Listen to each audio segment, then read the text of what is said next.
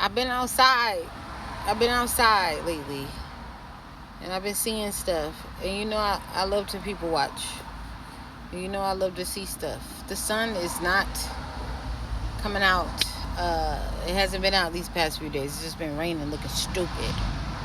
And I don't like the rain. I was out this morning and I met somebody at the park, and it's been a minute since I've done that. Like, you know how you should be at the park and like somebody should be out there and they just like start talking to you or whatever. So they started doing it or whatever. Wait, let me take a sip. Gotta have that. Anyway, started talking. His name was Gentry. Never met anybody but the name Gentry. He was talking, and I immediately understood that this nigga was on the spectrum. He was talking a lot. So much so that when I left, I felt bad because I was like, damn, this nigga wasn't done. He wasn't done talking. I was done listening, but he wasn't done talking. Not in a rude way. I was just agitated. It was kind of, I had to go, but he was a nice guy, and he was talking, and he was like, people, one thing I just know about people. He was saying a lot of things, but then when he started to look off into a distance, like it was like this part, he mentioned, and he started saying like people really fucking suck. They're worse than slime. And I was like, oh my God, who did it to you? And what's their name? And tell me where they're at so I can go, you know what I'm saying, see about what they did to you. I could see that he was kind of like lonely. I could see that, and I could see that he wanted to chat, and then what he chose to talk about was like how fucked up people are. And I've been feeling the same way. Like I haven't said it to y'all, but I just been like, fuck people. I'm nice to everyone, but I'm to a point where I'm a very trusting person, and I'm a very open-minded person. I don't trust nobody at this point, right? It's like I assume that you're going to do something fucked up to me, right?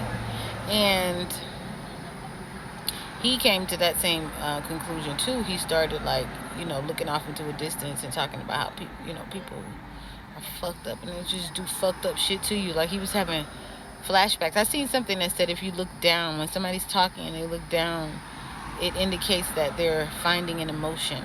And when they're looking up, like, us autistic people, we kind of look away when we're talking and look this way and look this way. We're finding the information, but when somebody looks down, they're finding the emotion as opposed to the information. But I find that that's true. I do that a lot. I do that like when I'm you're just talking to somebody. I know I'm going off on a tangent over here, but when you're talking to somebody and they're like talking about something sad, they tend to look down.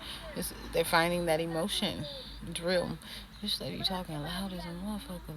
What's she saying? She's speaking Creole. What's she cussing out? Okay, stop. I keep getting distracted. It's a lot to see where I'm parked at right now, but he was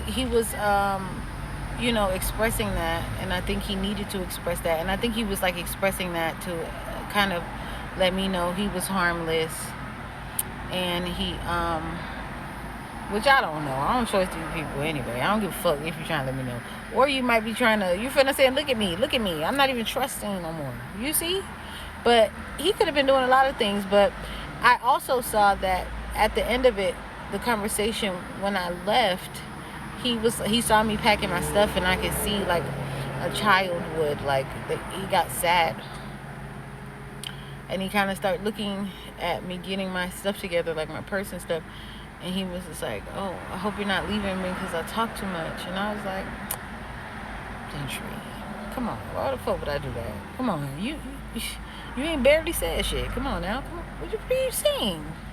But he was like, I told him, you'll see me again. I'll be out here when I go on my little walks. You'll see me again, whatever. But he looked sad.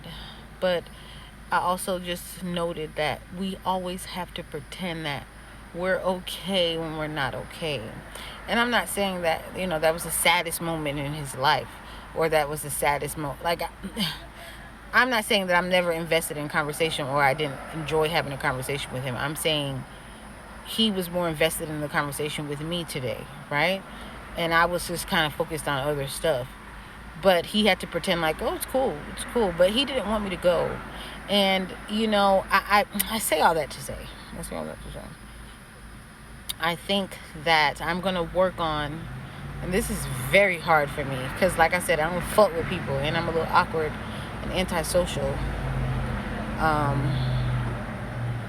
But I'm gonna really try to extend myself again. I stopped doing that because people was like fucking, like, y'all don't understand. I keep taking hits, and people keep fucking with me and doing weird shit, saying weird shit, and taking my kindness for weakness, and like I open up and then I get slapped in the face, not literally, but figuratively speaking, and that shit is draining. But I think I should start remembering that just because people flex and pretend like they didn't want, oh, it's good, it was cool that you're leaving, I was going anyway, I was, when they do all that, sometimes it's not true. Sometimes it is true. But sometimes people want you to stay and they just don't know how to say, I want you to stay.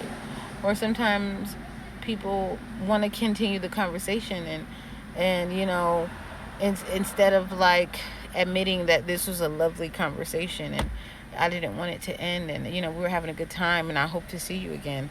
Can't say all that. You just got to be like, all right. You just got to leave things unsaid. Now, me and Gentry wasn't hitting it off like that, so I wasn't like that, but I just thought of that. I've had moments like that with people where I'm like, I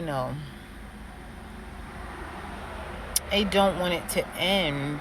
I know from my, I don't want it to end, and it does, and then you just take it as a memory. You probably never see that person again or whatever, but that's where it feels good. Last thing I'm gonna say, I saw this movie. I don't remember what it was called, but it was on Netflix, and it was about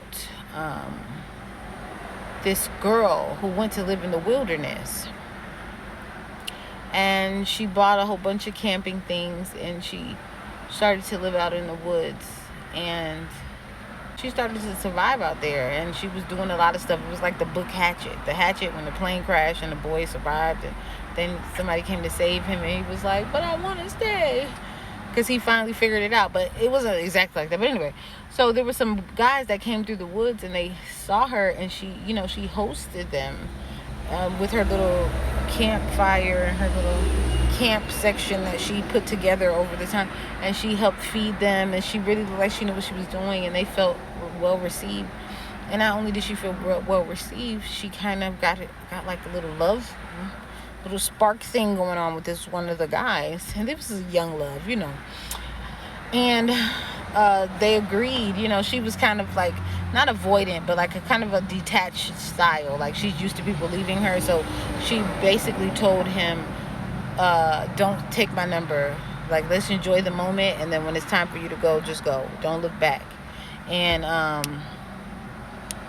he was about to leave, and she was like, one more night, and he was like, yes. Like I didn't want to say it, but thank you, so they spent the one more night together. It was beautiful. I think they actually had sex. I think she lost her virginity, I don't fucking know.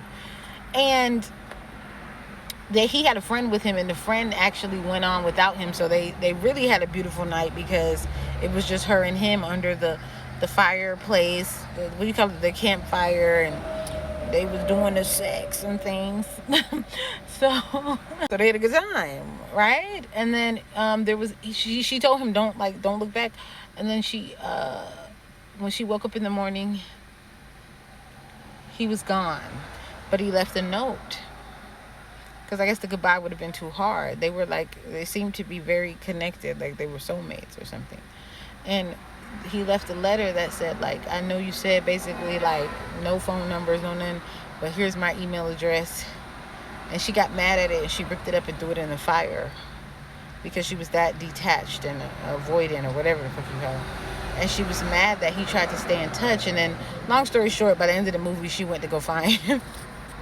Because, bitch, what are you doing? That shit was romantical. That shit was magical. You gonna rip that shit up and put it in the fire? Are you crazy?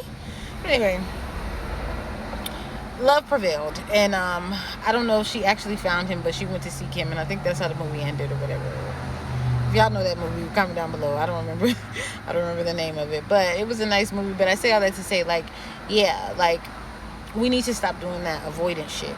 We need to stop pretending that we don't want people to call us and that we're okay with shit ending and and all that weird facetious shit that y'all do online. I was just reading somebody's comment section, and y'all got to put a laughy face with some shit that's not funny. It's not funny. You sit in that motherfucker. You sit in that shit, and you look. If you're hurt, you're hurt. If whatever, you're whatever. But you don't have to play off hurt all the time and be disingenuous, and just be honest. Just be honest, guys. You only live once. Tomorrow's not promised. Well, you don't only live once if you believe in reincarnation. You'll be back. But in this lifetime, you only have this one shot. Yeah, you only have this one shot. So stop playing. Stop playing with your time. Stop playing and I'm good. You're annoying and you're extra. And you need to stop. And if you want that nigga to stay or you want her to stay, tell that nigga to stay or tell her to stay and be like, hey, I'm not ready to go. You know, stop. You guys are weird. Silly little kids.